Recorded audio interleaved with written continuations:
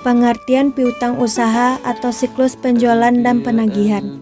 Piutang usaha adalah tagihan kewajiban pelanggan atas penjualan barang atau jasa secara kredit yang tercatat sebagai aset dalam laporan keuangan perusahaan. Piutang usaha berasal dari transaksi penjualan yang dilakukan perusahaan kepada pelanggan secara kredit di mana pembayaran belum diterima pada saat penyerahan barang atau jasa. Komponen piutang usaha yaitu piutang dagang, tagihan sehubungan penjualan barang dan jasa. Piutang non-usaha yaitu tagihan di mana hubungan perusahaan bukan berdasarkan penjualan. Pengertian siklus penjualan dan penagihan adalah proses penjualan barang atau jasa secara kredit dan penerimaan pembayaran dari pelanggan. Siklus penjualan dan penagihan. Yang pertama, pemrosesan pesanan pelanggan merupakan penawaran untuk membeli barang dagang dalam kondisi tertentu yang diajukan dan disepakati oleh pelanggan. Siklus penjualan dan penagihan mulai adanya permintaan pelanggan atas barang atau jasa. 2. Pengiriman barang merupakan titik awal dari siklus di mana aset perusahaan dikelola. Perusahaan mengetahui adanya penjualan ketika barang dikirim. Dokumen pengiriman berisi tentang deskripsi barang yang dijual, kuantitas pengiriman, dan data lainnya yang relevan. Ketiga, pemberian kredit merupakan persetujuan atas penjualan kredit dilakukan oleh individu yang memiliki kewenangan atas persetujuan penjualan secara kredit. 4. Penagihan pelanggan dan pencatatan. Dalam sistem penagihan pelanggan merupakan salinan beberapa faktur penjualan secara serentak atau bersamaan melakukan pembaruan setiap arsip transaksi, arsip utama akun dagang, dan arsip utama jurnal umum dalam akun penjualan dan piutang dagang. 5. Pemrosesan dan mencatat penerimaan kas. Dari keempat, fungsi transaksi penjualan sangat diperlukan untuk menyerahkan barang ke tangan pelanggan, menagihnya dengan benar, dan merefleksikan informasi dalam catatan akuntansi. Sementara itu, 4 fungsi lainnya melibatkan penagihan dan pencatatan kas, return, dan pengurangan penjualan, penghapusan piutang tak tertagih, dan penyediaan beban piutang tak tertagih.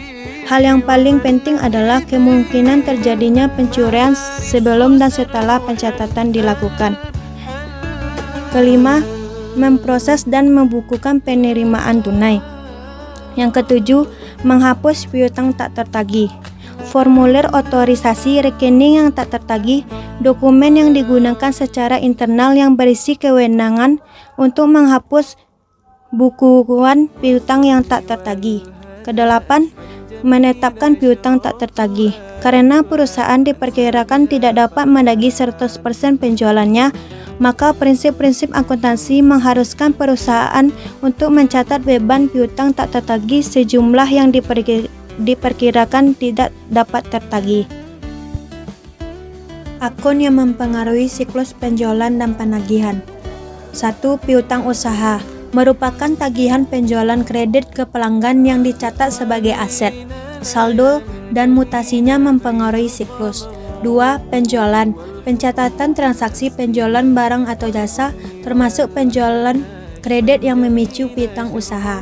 3. Kas, arus masuk kas dari pelanggan ketika melunasi piutang mempengaruhi saldo kas perusahaan. 4. Pendapatan bunga piutang, pendapatan tambahan dari bunga atas pelanggan yang melakukan pembayaran tertunda. 5. Penyisihan piutang tak tertagih, estimasi cadangan untuk menutupi kemungkinan piutang yang tidak akan terbayar. Baik, materi selanjutnya itu tujuan audit pada siklus penjualan dan penagihan. Yang pertama, mengatur aliran kas masuk dan keluar perusahaan. Dengan memberikan kredit, perusahaan memberikan kemudahan pembayaran secara bertahap bagi pelanggan. Namun demikian, perusahaan juga dapat memperkirakan arus kas masuk dari penagihan piutang secara berkala. Yang kedua, memfasilitasi pemberian kredit bagi pelanggan sehingga meningkatkan penjualan. Kredit yang diberikan bertujuan untuk meningkatkan kepuasan dan loyalitas pelanggan. Pelanggan akan lebih terbuka untuk melakukan pembelian berulang. Yang ketiga, memastikan tagihan tertagih dan menjaga likuiditas. Dengan menagih dan mengelola piutang dengan baik, perusahaan dapat meminimalisir resiko piutang tak tertagih yang berdampak pada penurunan likuiditas. Yang keempat, mengelola piutang secara efektif agar tidak meningkatkan piutang tak tertagih. Perlu upaya antisipasi maupun tindakan tegas terhadap pelanggan bermasalah agar tidak semakin membesar menjadi piutang tak tertagih. Yang kelima, membangun loyalitas pelanggan dengan memberikan kemudahan kredit. Fasilitas kredit menunjukkan komitmen perusahaan untuk memberikan kemudahan bagi pelanggan sehingga tercipta hubungan jangka panjang. Selanjutnya, kemungkinan kesalahan pencatatan dalam siklus penjualan dan penagihan. Ada beberapa kemungkinan, diantaranya yaitu: yang pertama, keliru mencatat nilai penjualan kredit sebagai piutang usaha. Yang kedua, salah mencatat jumlah tagihan faktur penjualan ke akun piutang usaha. Yang ketiga, keliru memasukkan pembayaran pelanggan ke dalam akun kas, sehingga piutang usaha tidak berkurang. Yang keempat, tidak melakukan pembetulan pencatatan bila terjadi pembatalan penjualan atau retur barang oleh pelanggan. Yang kelima, salah mencatat bunga piutang usaha ke dalam akun pendapatan lainnya. Yang keenam, keliru menentukan nilai penyisihan piutang tak tertagih di neraca. Yang ketujuh, kelalaian memindah bukukan pelunasan piutang usaha sehingga saldo piutang masih tercatat. Terakhir, kelalaian melakukan rekonsiliasi antara daftar pelanggan dengan buku besar. Selanjutnya, pengendalian internal siklus penjualan dan penagihan. Yang pertama, pemisahan fungsi.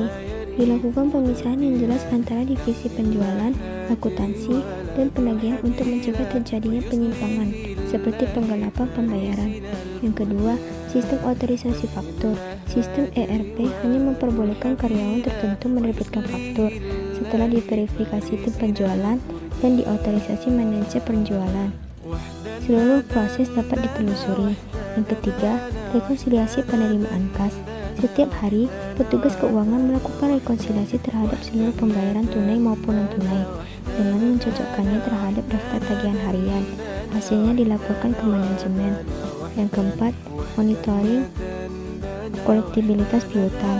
Secara berkala, tim penagihan mengeluarkan laporan piutang berdasarkan usia tagihannya untuk ditindaklanjuti. Kinerja penagihan dinilai berdasarkan rata-rata hari tertagih. Yang kelima, kebijakan kredit yang ketat. Kriteria kredit yang jelas dan proses persetujuan yang melibatkan manajemen senior diterapkan untuk mengendalikan eksposur kredit perusahaan. Yang keenam, independensi divisi penagihan. Divisi penagihan ditempatkan terpisah agar tidak terpengaruh oleh kepentingan divisi lain dalam menagih dan menyikapi pelanggan bermasalah. Yang terakhir, evaluasi berkala penyesuaian piutang. Penyesuaian saldo piutang harus diverifikasi berkala oleh bagian pemeriksaan internal untuk mencegah penghapusan piutang secara sembarangan. Selanjutnya materi mengenai TOC atau Theory of Constraints, siklus penjualan dan penagihan beserta contoh.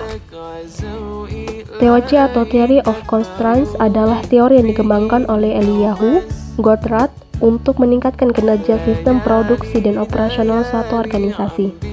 Beberapa pengertian TOC dalam konteks siklus penjualan dan penagihan adalah: yang pertama, TOC menyatakan bahwa setiap sistem memiliki kendala atau yang disebut sebagai constraints yang membatasi kinerja sistem tersebut. Yang kedua adalah pada siklus penjualan dan penagihan, constraint atau kendala bisa berupa proses yang memiliki kapasitas terbatas seperti penerbitan faktur, penagihan piutang, pencatatan keuangan, dan lain sebagainya. Yang ketiga, tujuan penerapan TOC adalah mengidentifikasi constraints atau kendala utama pada siklus, kemudian mengelolanya secara efektif dengan melakukan eksploitasi, subordinasi, dan peningkatan kapasitasnya. Yang keempat yaitu dengan begitu constraint dapat diatasi dan tidak menjadi penghambat bagi siklus agar dapat berjalan lebih lancar dan efisien. Yang kelima, TOC bertujuan meningkatkan aliran arus kas masuk melalui peningkatan efektivitas dan proses penjualan, penagihan, dan pelunasan piutang oleh pelanggan. Yang keenam yaitu penerapan TOC secara teratur dapat memperbaiki performa keuangan perusahaan dari sisi siklus penjualan dan penagihan. Berikut contoh penerapan TOC pada siklus penjualan dan penagihan. Perusahaan X mengidentifikasi bahwa proses penagihan piutang merupakan konstrain atau kendala utama yang membatasi efisiensi siklus. Terdapat terlalu banyak piutang yang tak tertagih. Yang pertama, kita mengidentifikasi konstrain atau kendalanya, yaitu proses penagihan yang terlalu lambat karena hanya mengandalkan karyawan yang part-time saja. Yang kedua, eksploitasi konstrain atau kendala. Membentuk tim penagihan khusus yang berfokus pada penagihan setiap harinya. Yang ketiga, subordinasi sumber daya, yaitu dengan meminta divisi lain seperti penjualan dan keuangan untuk membantu tim penagihan. Yang keempat, dengan pemberian buffer, yaitu dengan menyediakan opsi penagihan lewat SMS atau mobile banking agar lebih cepat.